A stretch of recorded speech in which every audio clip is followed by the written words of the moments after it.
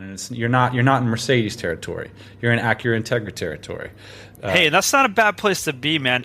Have you seen you remember the confetti seats? That's what I got. Like black with the confetti in the center. Those are tight, man. All this can be yours. Hey, podcast listener, even if you are alone in your entrepreneurial journey, know that today, right now in your earbuds, you are joined by thousands of entrepreneurs from all around the globe seeking to grow better, more profitable, location-independent businesses. If you'd like to learn more about what we do and download our entire back catalog, check out TropicalMBA.com. Yeah, buddy. Happy Thursday morning. It's the Tropical MBA podcast. It's the Tropical MBA podcast, boss man. Since 2009, bringing you, the beat on location-independent business. It's just getting easier to start a business that allows you to build wealth while living wherever you want, even if you own a forklift. We've managed to do it. Boss man, how you doing this week? What's new in your world? By the way, let's get some EST 2009 T-shirts that faded look, that kind of scripty thing. We'll put those on the website for sale. That at the top of the website. Yeah, since 2009, it's the real deal. Yeah, I'm doing good, man. Hey, I'm keeping it real here in San Diego. I'm going to be here for a little bit, as you know. So what did I have to do last week was I had to get myself another entrepreneur mobile. No way. And we've talked about entrepreneur mobiles before. And what they are fully depreciated vehicles, because everybody knows a vehicle is a depreciating asset. There's very few vehicles that aren't depreciating assets. So what you do is you go out and you find yourself one that's depreciated all the way to the bottom. That's what I did. So, and it just happens to be one of my dream cars. Cut the suspense, brother. What are you driving? Is it a Mercedes, a BMW, an Italian sports car? Close. 1998 Acura Integra, one of my all-time favorites. My man. Most again, trying to separate this podcast from other shows, most internet marketers can't wait to show you the fine European sports car that they drive. You, on the other hand, don't respect a car purchase unless there's at least 200,000 miles on the tag. I'm not shy, though. I will take a picture of myself kneeling in front of it. Whatever it takes. We'll put it up on the blog.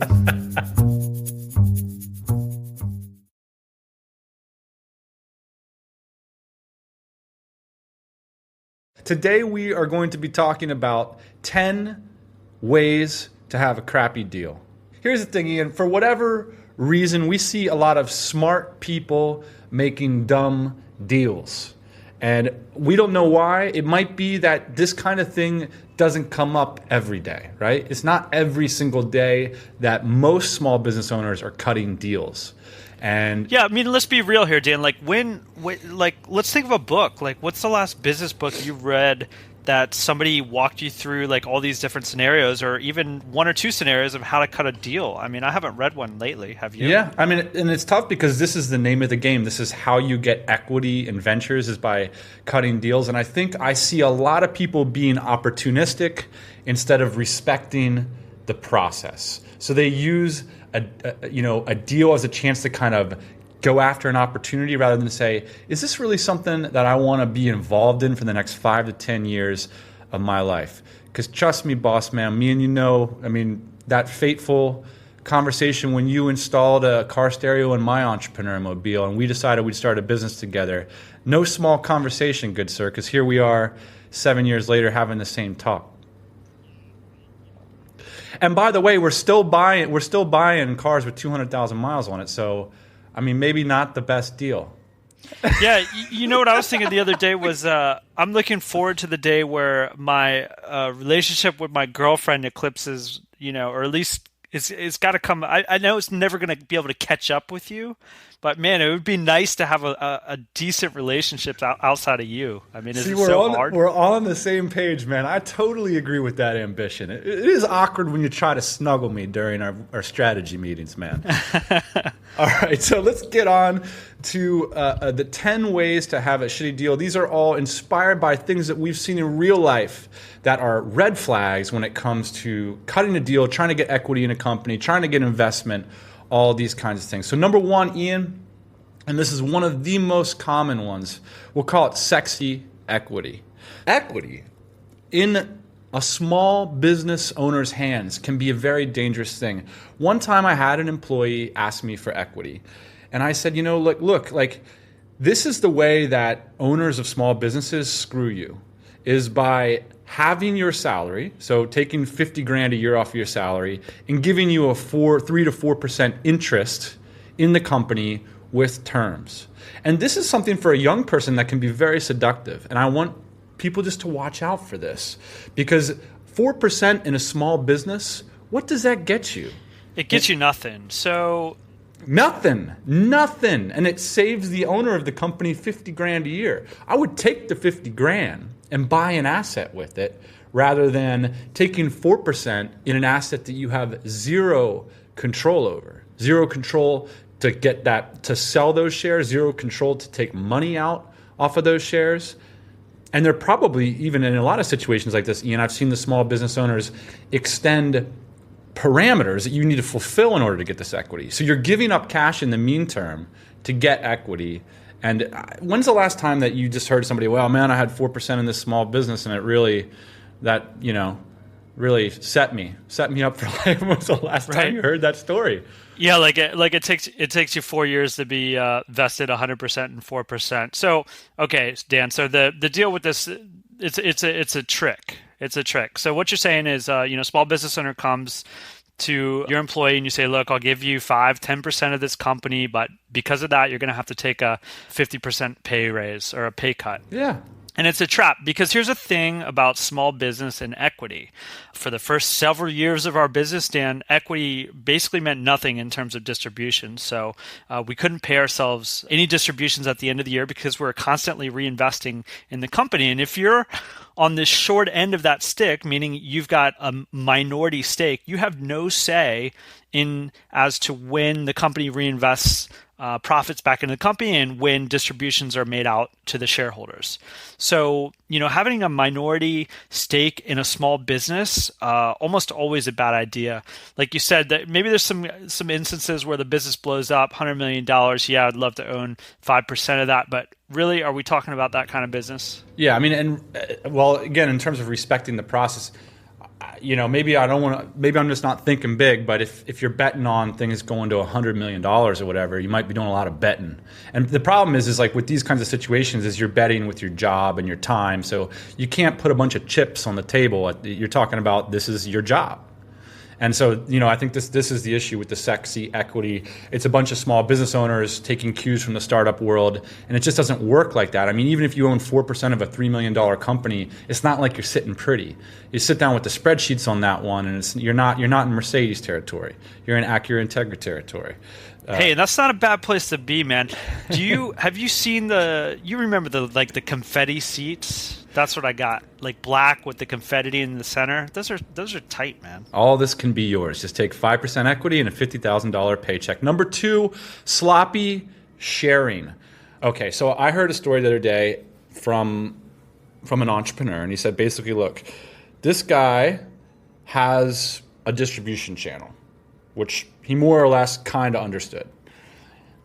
He's going to pay me X amount of money, and I am going to generate an asset for him. In this case, it was like an e-course or an e-book, let's say.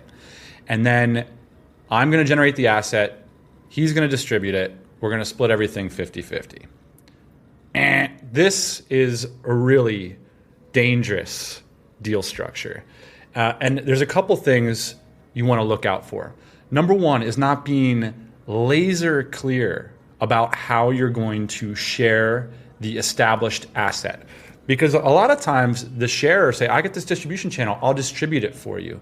Or really? How many times are you going to let me talk to those people? Am I going to own the list once they respond? So getting granular on these things is really important, because people bait and switch this kind of stuff all the time. Let's say, for example, you write your ebook, you email the list, and that list isn't too happy about it. Then all of a sudden, that partner doesn't want to email the list anymore. Right. Yeah. One thing I want to bring up here, Dan, is, and this goes for all these 10 bad deals that we're going to talk about, is like equity is for the life of the business. Equity is forever until that business doesn't exist anymore. So we're talking about sloppy sharing here. When you cut a deal in the beginning, you've got to have the foresight to see how that's going to play out in the end. So if you guys are talking about like cutting a deal, like, we're going to mail my list. That's the asset that I'm bringing. You're going to create the asset that we're going to mail to the list. Like, what happens after the first time, like you said, that you mail that? What about the third time? What about the future? Yeah. How's that going to play out in the long term? We cut a deal one time with a guy who said, hey, I want equity, and part of the reason that I get equity is because I'm going to give you guys free warehousing. This is a true story, right? Remember this one? Yeah, true story. And, okay, 2 years later, that warehousing price changed. And things changed with other elements of the business, and all of a sudden wasn't so keen to continue to offer that as part of the deal. And this is the kind of thing that I mean, where you at that point, as someone who's extended equity to this person, you have no power to ensure that that sharing continues. And that's another thing I want people to think about when they get into these deals. It's like, in this particular deal, I was like, well, okay, so how are you going to get paid? Oh, we're going to split everything 50-50. Okay, well, like, how are you going to get paid? Well, he's going to send me 50% of the... Really? He's going to send you 50% of the profits? This, again, is a giant red flag, right? You should have equal access to the technology that distributes the wealth. If you don't... so, again, I think part of the reason that deals can be so difficult for people to talk about is people aren't used to thinking about real power. Oftentimes, especially in the West, I find... in the West, we believe so much in things like, the lawyers are going to come in and sweep through and take care of it, or we've got a contract written out, and this, like, what this guy said? You know what this guy said to me? I don't want to throw anybody under the bus, but this is a real thing. It's just an honest thing. He said, you know what? We have a lot of common friends, and I don't see him that way. And I'm thinking to myself, like, you made a great joke. We were talking about this. You were like, yeah, when's the last time you saw two old friends fall out of friendship? When's the last time you saw a married couple break up? It's like, would it really surprise you that things might change a year from now? Right. Look, I don't want to make light of it. Look, if you're going to share, make sure that you have a real stake in the future asset, and you have a real grip into that sharing. So, own the PayPal account 50-50, right? Have access to the PayPal account. Don't assume that this person's going to send you 50% and they're going to love you for the next 3 years. And by the way, people get different ideas about this too, because people get resentful then. It's like, hey, the only reason you're selling this asset is because it was my list and I took a hit on this list because, it's not your fault that you caused collateral damage to their other business. Right. But that could very well be the case in these sloppy sharing deal structures. All right, number 3, Ian, no control, no dice. This is, a basic thing where, look, if you don't own a controlling interest in a small business and it's your first go at the rim, so to speak, I'm not that compelled by it. I'm concerned about it. Yeah. Here's the thing. Equity is sort of like networking. We've often said networking is just a multiplier. So if you're a 0, it doesn't matter if you're shaking Jimmy Carter's hand. He can't do anything for you, right? Because you've got nothing to activate, nothing to catalyze. So I think it's the same thing. Equity is only activated by power. So yes, on paper, you own 4% of a small business, but if you don't have power to activate that, you got nothing. Yeah, my handshake deal with my brother-in-law said he was going to send me 50% of what came through this PayPal account. But maybe your brother-in-law has a completely different idea about what 50% means. Especially when it comes to real money in real pockets, the creativity that people could come up with when it comes to mathematics, my friend. So again, equity is only activated by power. If you don't have control of the business and control of the assets, you might not be able to take advantage of your equity. Yeah. Okay, so 50%, Dan, I think that this is tough. I know people that are in successful partnerships that own less than 50%, but most of those businesses are very large and they're doing very well. And it's worked out for some of them. but not the majority of people. So if you're not in control of the business, be in control of your destiny. So have in your agreements power levers, like to make sure, hey, I'm getting paid on these bases based on these terms. I can get out of the business based on these terms. Make sure that you have recourse. And that's it. Correct. Okay, and on your point there, Dan, and making sure that you can get out of the business, this is an interesting one that came up not too long ago that I heard is, if you own 35% of a business, that ownership stake is only worth what you can get for it potentially from the other partners, right? So if you want to sell out of your part of the business, you got to make sure that somebody's got money to buy it from you, right?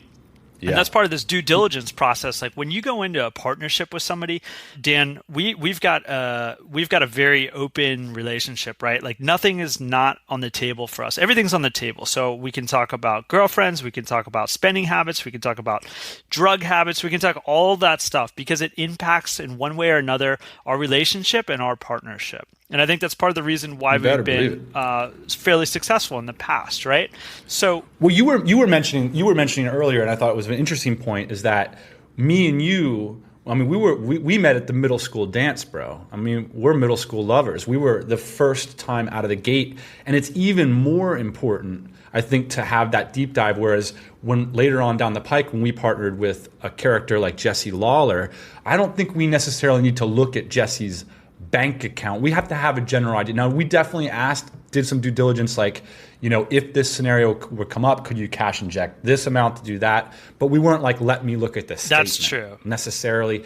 But we can afford to do that at this point. But it would have been foolhardy to do that at the beginning. And I think a lot of people do this because, and we're going to get to this point further down. But I mean, a lot of times when someone who kind of proclaims to be a baller wants to partner with you, maybe they're not so much of a baller. Maybe not. But okay, so you touched on something there that I think needs a little bit more explanation. So it's like, well, so why did you go into a partnership? Because now we're in a partnership and we own, I personally own less than 50%, right? And so we're saying no control, no dice, right? But it's a little bit different. So this is the way that I kind of explained it to myself the other day.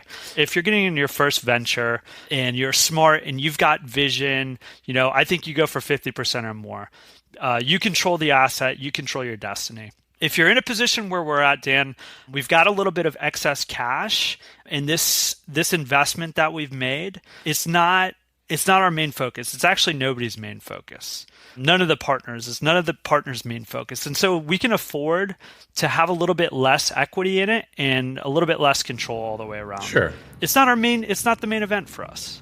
Yeah, and that's, again, there's a theme underlying all of this, which is having the confidence in yourself to properly value yourself and to understand that there's a huge, huge opportunity cost to getting into the wrong partnership. Number 4, by the way, how do we have a little bit of extra cash on hand? That's right, because you drive a $2,000 automobile. Number 4, fame is lame unless you're George Foreman. What do I mean by this, Ian? I mean that people overvalue the aura of people. I see this one happening all the time. Oh yeah, Sherry used to work at Microsoft and now she's starting a consulting firm and she's going to give me 15% and I'm going to work for $45,000 a year or whatever. This is lame. I think, first off, there's a reason why they're offering you that kind of deal, because they can't afford to do something else. And second off, I just don't buy the lame prestige credentials. My credential is, what is your track record? What have you done in the past that's going to show me that you're going to do it in the future? I don't want to hear that you gave a speech at freaking South by Southwest, because you know what that means, Ian? It means that you might give a speech at a future South by Southwest. Who freaking cares? That doesn't grow a business. I want to hear that you've built a business. I want to hear that you've made some money. I want to hear that you sold the damn thing. I want to hear that you treated your partners in the past with respect and dignity. These are the things I'm looking for. I'm not looking for Microsoft or I wrote for Inc. magazine or any of this junk. What do you say? What say you? Do you remember, I think around, I don't know, it was back in the day, like when Shark Tank first started and we were reading a lot of Mark Cuban. Like, I think one of us, it was probably me. It was probably me that brought this up. But I was like, man, we should go on a Shark Tank and we should pitch our business. Wouldn't it be cool if Mark Cuban owned 15% of our business? Yeah. You were like, hell no, it wouldn't be cool if Mark Cuban owned 15% of our business. Are you crazy? What's that guy going to... No, I'm serious. I remember this question, this conversation. He said, what is that guy going to do for us? I think in large part that's true, Like Mark Cuban is like a very visible guy. I think, potentially there are some partnerships that would work out with him, but there's very, very few people that this I think applies to, and very few situations in businesses where partnering for fame actually activates and improves the business. Yeah. And you don't want to be around some prima donna that thinks that they're bringing so much to the business because they're speaking at some conference or something. I'm just not into that. In retrospect, probably we should have gone on Shark Tank. Number 4, I'm sure Cuban could really move some cat furniture, buddy.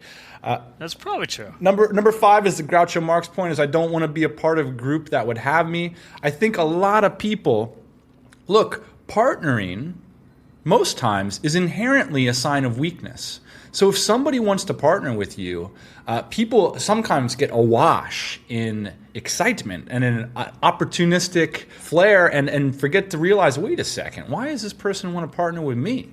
Why does this person want to give away a percentage of their business? Exactly. This is the kind of thinking. It's because they can't afford it, right? They don't have any money. So they're too lazy to give it away. Maybe they don't want to do the work. I mean, that's a very common one. In small business, it very often is, hey, I've worked for the last 5 years. I don't want to work for the next 5 years. And that's not a partner that you want. So, I mean, I think just being really clear and open about why is this person coming to you. And I think I've done this a lot, around the table at dinner. And it very often is the case is when you start to map out how things are going to go is that you don't need the partnership.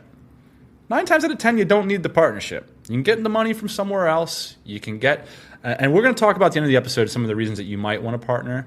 But again, whenever there's this kind of like opportunistic element, I just want to, I don't hear people sort of, I don't want to be the naysayers, but it just worries me. And I don't see these things working out too well. Speaking of things not working out too well, number 6 is the bro deal. Hey, before we go into the bro deal, Dan, I think this is worth mentioning here.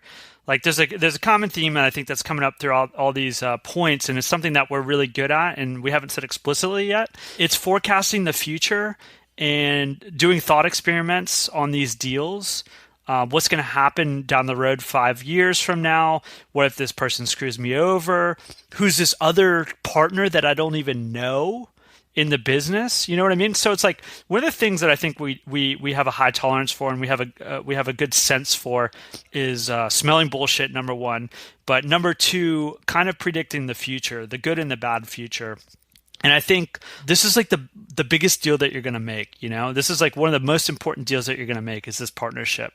It's the backbone of your business, and it's what everything rides on. You remember, Dan, in 2010, we almost quit our business because our partnership was failing with our third partner, So it didn't matter that our business was growing month over month, year over year. Like there was a fundamental problem in our partnership. So this stuff is really important. And so I think at the beginning of your partnership, you have to think through all the different scenarios and figure out how it's going to be 4, 5, 6 years down the road. And if you don't have the ability to do that, I think that you've somehow got to talk it out with your partner. You got to say, look, man, I'm not sure how this is going to work out 4 years from now. Let's just make sure that we try and think of all the different worst case and best case scenarios. And also you can throw virtual spaghetti at the wall here. Let's say Petco buys $500,000 of our cat furniture a year. What's our warehouse look like? How much does that cost? How many employees do we have? What are you going to get paid? What are you going to be doing? Are you still going to be designing pet furniture at that point? I mean, literally build out a virtual world. It doesn't necessarily matter what are the chances that happens? Because what you're really having is not a discussion about the future. You're having a discussion about your values. Right? So when you're sitting around the table and say, hey, bro, do you want to start a company that sells $1 million worth of cat furniture? Who's going to say no? Right? Yeah, I want that. And this is the circumstances under which people partner. Well, how about you stretch it a little bit and say, what if things get a little bit tough and the PO comes in? Here's a different scenario. How do you feel about that? Have you quit your job yet? Are you willing to put money into that company if we need to fulfill an order in China? These are the kinds of conversations that, okay, what are the chances of that happening? 4%. That doesn't matter. The point is do you share values? I think that's what you're looking for in a great partnership. I agree. All right. So number 6, The bro deal. This is a deal where you don't necessarily share values, but you share spare time. Just because your brother-in-law got somebody to cut his lawn for him and fix the Camaro, and so he's got a couple spare moments and is looking for the next thing to do, does not mean that you should go into business with him. Right. And I think that this is just a common thing. And the reason people do it, Ian, is understandable. It's emotional security. It's really nice to, if you're going to do something extremely difficult like start a business, it's nice to do it with somebody. Just don't do it with the person that's ready at hand. Yeah. Just be strategic about it, right? You got to be really strategic about this. Don't make it a bro deal because, as we've outlined in these last 5 points, most deals fall apart. So. Number 7, not properly valuing the long-term value of your equity. And this is something that we talk about a lot. This is paying for something in equity that you could, in theory, pay for in cash, right? All right, I got an example for you here, Dan, on this one. So this is how it happens in a lot of small businesses. So you start an energy drink company, right? Your first, or some people's first impulses is to partner with the guy that makes sugar. So you say, hey, I've got all these other ingredients. I just need sugar. How about, I give you 15%, 20% of my company. In return, I don't really have to pay for the sugar because I don't have that much money right now and I'm too lazy to take out a loan. And then you're going to own 20% of this energy drink company. Meanwhile, you become Red Bull. And you've got this guy down the street that's got this little sugar factory that just became a multi-billionaire. So right. It's like quite literally a sugar daddy that you don't want. Exactly. It's like you don't partner for anything that you can pay for, right? And in the case of that, like plan on success. Plan on your energy drink being successful. Just pay for the sugar, man. Pay for the sugar. You're going to pay for the sugar. We've gone over that. Number 8, handshake deals. I don't know. What else can I say about this? Look, I don't care if it's your best friend, your brother-in-law. Write the thing down. It's a great exercise. There's no reason to not have an explicit written agreement about what the mutual understanding is. I want to say one thing about these handshake deals, Dan. They're no good, but just because you write it down doesn't mean that it's necessarily enforceable, and it doesn't necessarily mean that that's what's going to happen either. So I think it's very good to write everything down, but I think at the core, you and your partners have to have an understanding. And you've got to understand each other. You've got to know each other. You've got to believe in each other. You've got to have intent, all that stuff. So, just because it's on paper, it's not going to mean anything. All it's going to mean is that it's going to be even more expensive for a lawyer to dig through that stuff when you guys, Right. have a dispute. All right, number 9, the side gig and hurting your exit velocity. This is sort of an interesting one, but we talked about this getting into a partnership that's on the side of your main project, employment, business, that you're getting equity contingent on your time.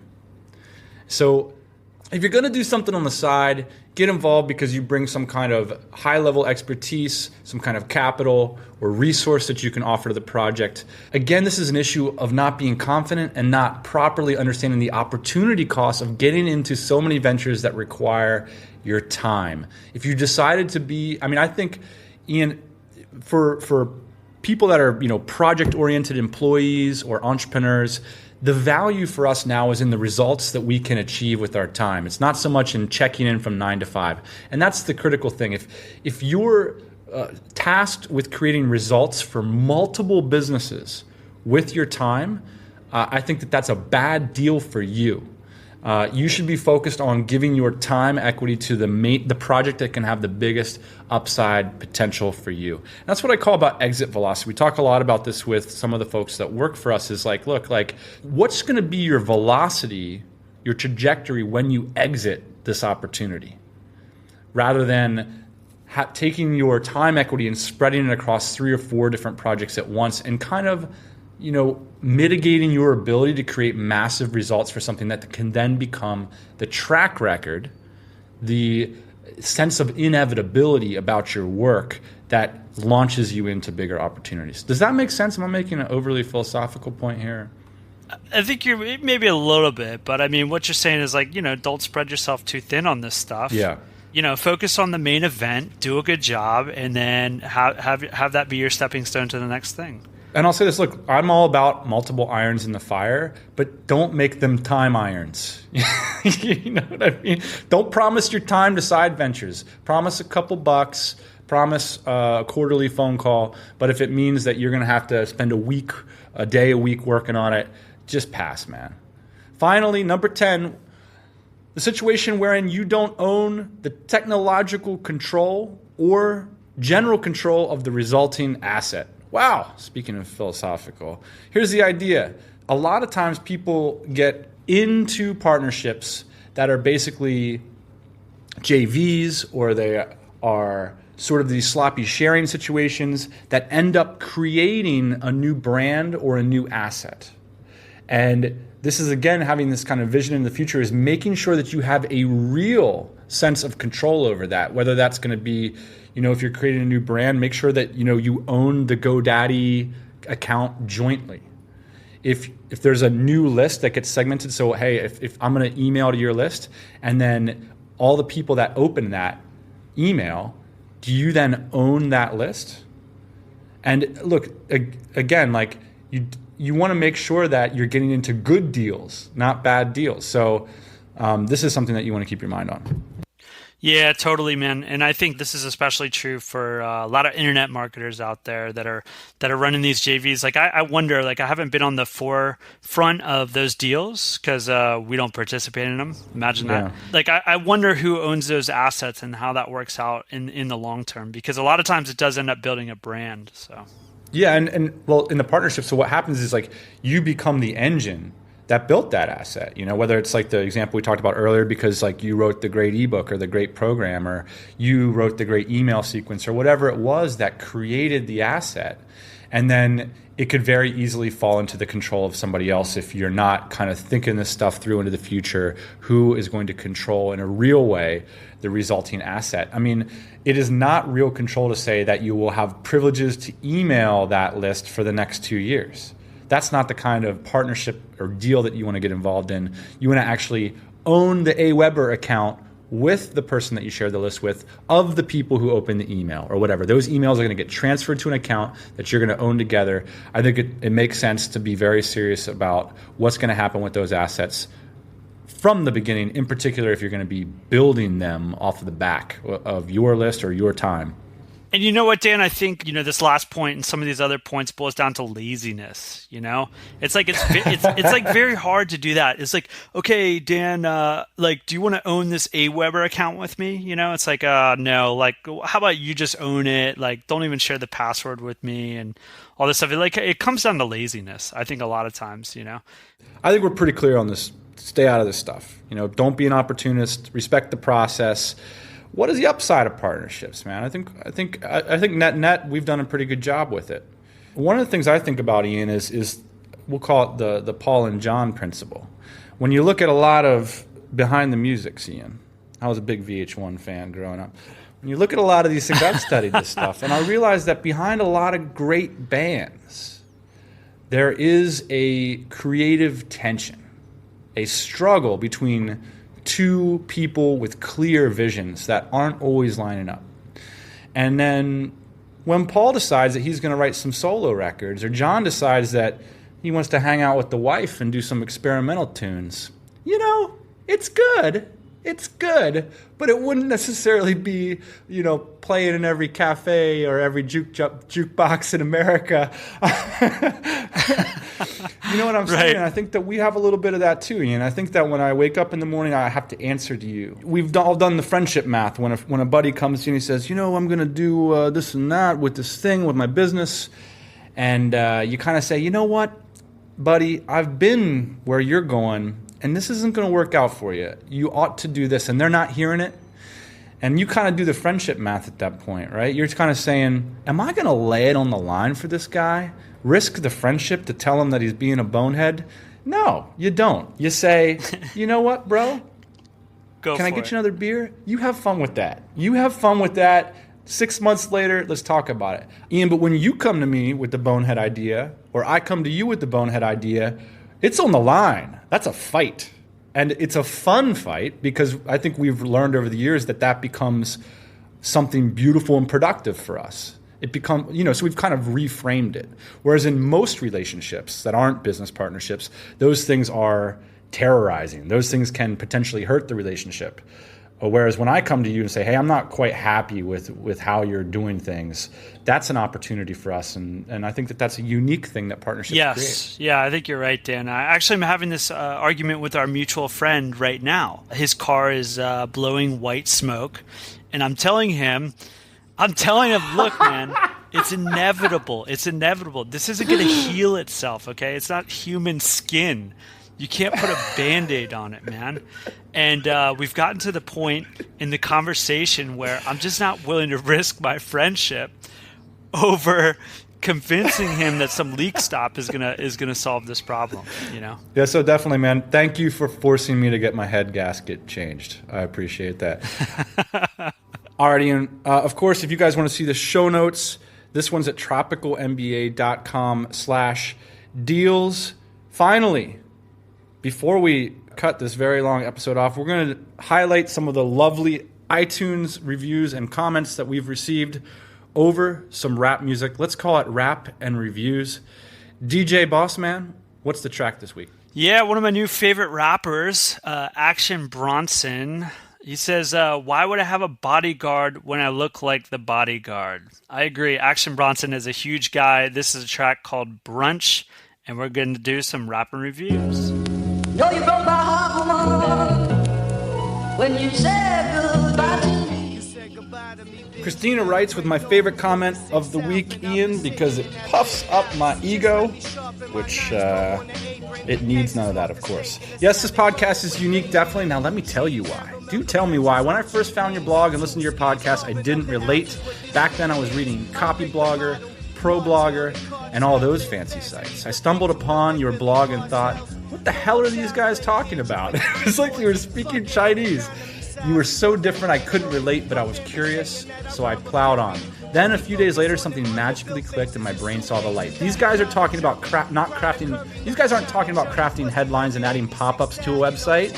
They are talking about building and running real businesses. And I don't want to craft headlines. I want to build something useful for others and make money out of it. I've been trying to learn from the wrong people. When I understood that, my mindset changed 100% for the better, and that's the reason why I'm such a passionate advocate of what you guys do. TLDR, you talk about the core of building and running businesses, not about superficial aspects which are completely useless unless you have a real business. You are talking about building the foundation of the house, not the color that I'll paint the walls with. Beautiful. Thank you. Paquette2386. I believe this is Eric Paquette. It's rare to find such an inspirational and actionable advice in the same place, but Dan and Ian bring it both every single week. Listening to the Tropical MBA is like walking through a room with bricks of gold all over the floor. All you need to do is stop and pick one up. I've never been in that room, but it sounds nice. I'd love to go there. I'd drive there in my Acura Integra. I'll tell you this. I think that the listeners of this show really bring out the quill for these reviews. I mean, this is some really inspiring wordcraft.